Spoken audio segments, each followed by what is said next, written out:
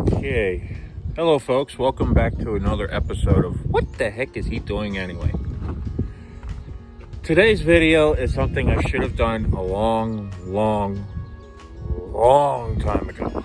And that is how I operate my antique tractors, especially my hand clutch tractors. So today we're going to be using Jerry for my prime example because I feel he needs a little bit more stardom in his life. As you all know, this is a 1954 John Deere 70 gas that I recently acquired because me being lazy, I needed something with a little bit more power in the steering, literally. So one of the first things you want to do before you start up a tractor is you want to do a general inspection, kind of like the truck drivers do. They do what is called a pre-trip. And with a pre-trip, you want to walk around, you want to make sure there's no physical damage to the machine at all to hinder you with the operation. Other things you also want to make sure is make sure your air filter is clean, whereas this one has an oil bath air filter. It doesn't have to be checked as often as a paper air filter, I would say, although it does say service every 30 hours, and typically you pull that off, drain the old oil out, you clean out any dirt and gunk that has accumulated in that period of time, and then you put fresh oil in. I recommend 10 weight motor oil.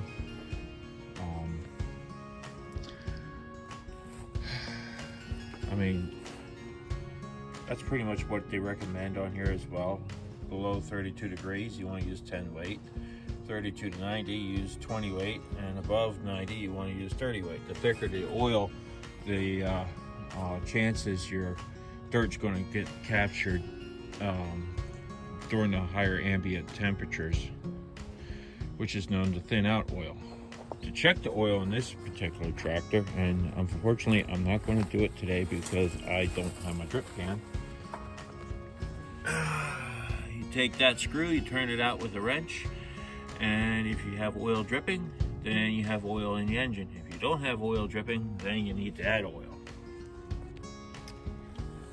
This thing has an aftermarket power steering system, so I would take this off, run a dipstick down in, check the fluid level there. You also want to check your clutch for adjustment. This is a dry type, I'm going to say it's a double disc clutch. You got your clutch brake. You want to make sure that you have a good amount of padding left on your clutch brake, so that way when you go to shift gears or stop your belt driven implement, it will do so. Check your belt tension on your fan.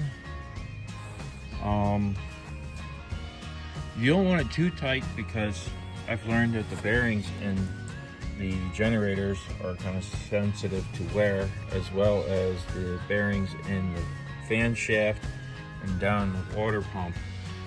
So you want enough tension so that way there's sufficient amount of grip in the belt for the drag that's going to be created by the generator and the water pump, but not too much that you wear out your bearings prematurely.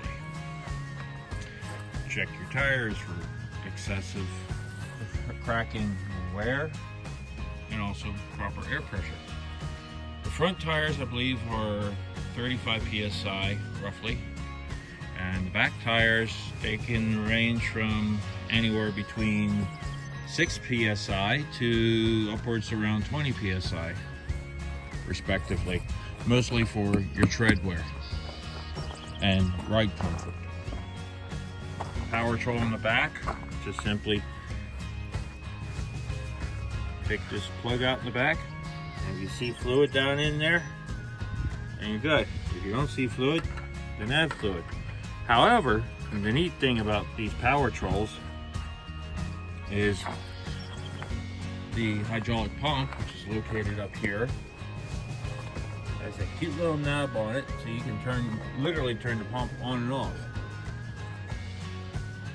I would recommend doing this with the engine not running to turn it off, and definitely not running to turn it on. Same thing with the PTO. This little lever here, swing it over to the left, you put your PTO in gear, swing it over to the right. Unfortunately, it's not swinging, but it is out of gear right now.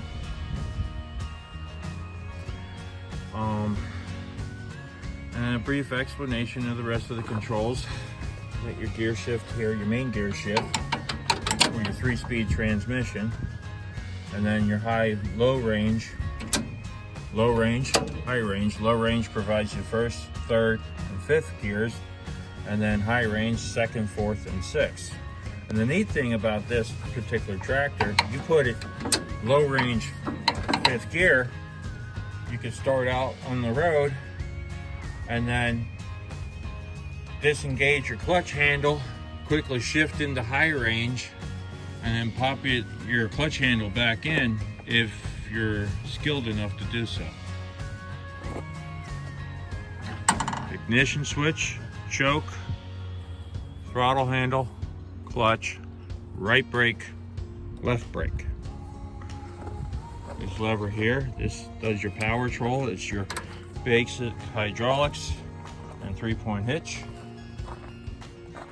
or your rock shaft, basically, for if you have a cultivator mounted on the tractor instead of a 3-point hitch.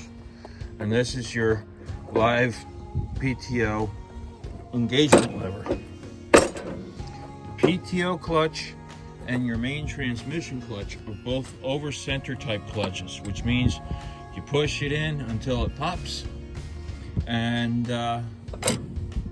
you pull it out and it snaps. Now this clutch needs to be adjusted at some point. Actually, both clutches need to be adjusted. That will come up in later videos. If you watch my adjustment clutch of the John Deere H, it is very similar, if not the same.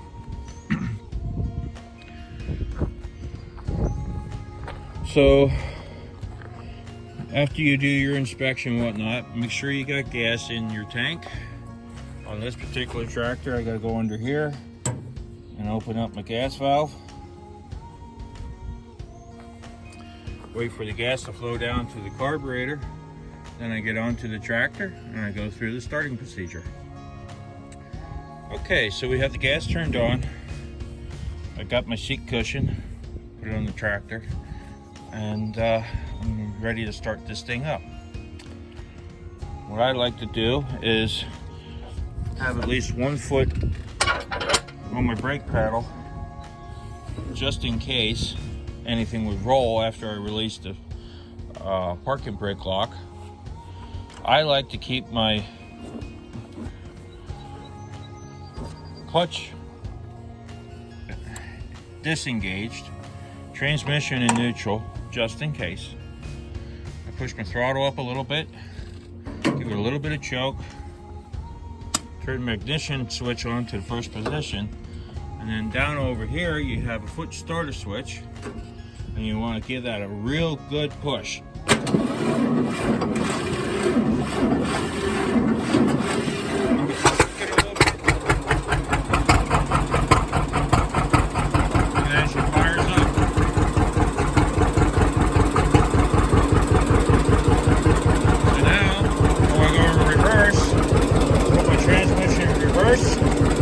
Now, if it doesn't go in right away, you want to gently push your clutch handle forward, allow the pulley to spin a little bit to help line up the gears in the transmission, and then it slides it in reverse.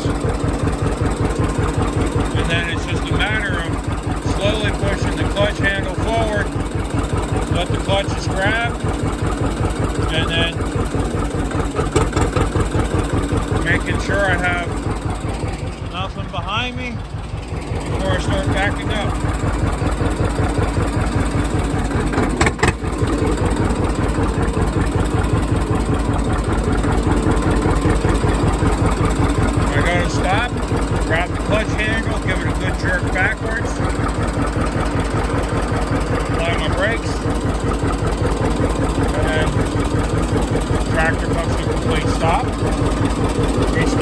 again, select the gear I want to go into next.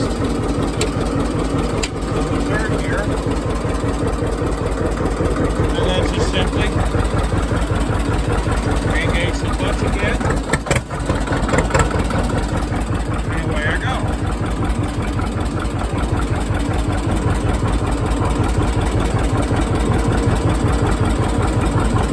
When you're operating the hand clutch for the first time, you want to make sure you find yourself in a nice, large open area so that way you can practice your starting, your stopping, your turning.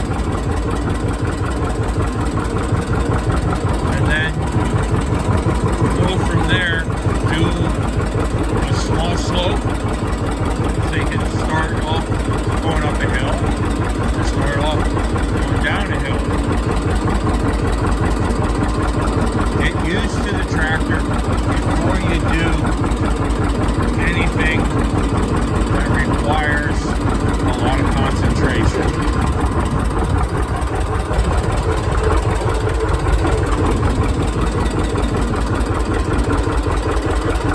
And if you're local to me, I do offer classes for operating these tractors on a more detailed level.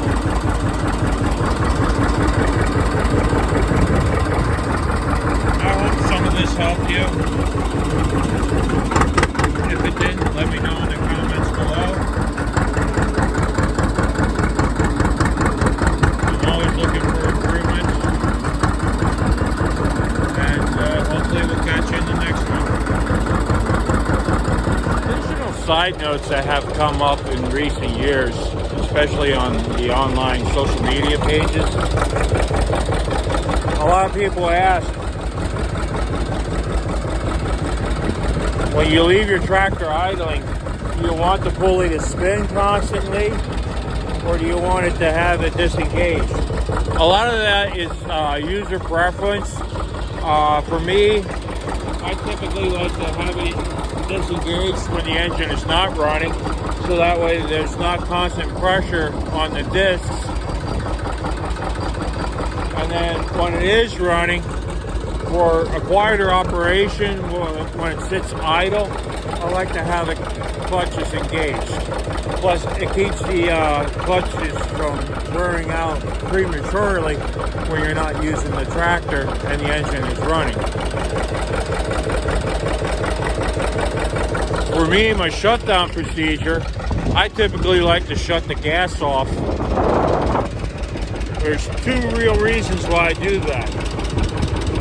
The one reason is so that way I know the carburetor does not have any gas in it when the engine finally shuts off. And the other reason is when I'm out in the field and I'm doing a lot of work, the engine heats up a lot, and this gives it a cool down time.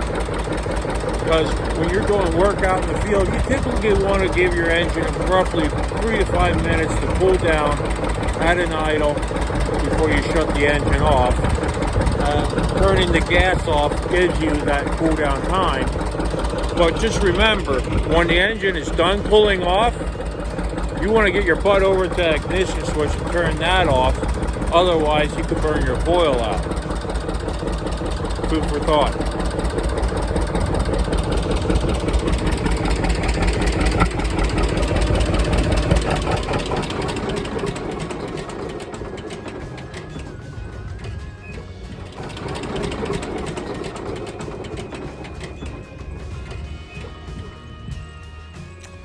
So that is my startup, operation, and shutdown procedure, I want to say. I'll have a better operation video in the future when I get a better camera, I would say. I've been using my phone for these videos for the last couple of years, so bear with me. See you in the next one.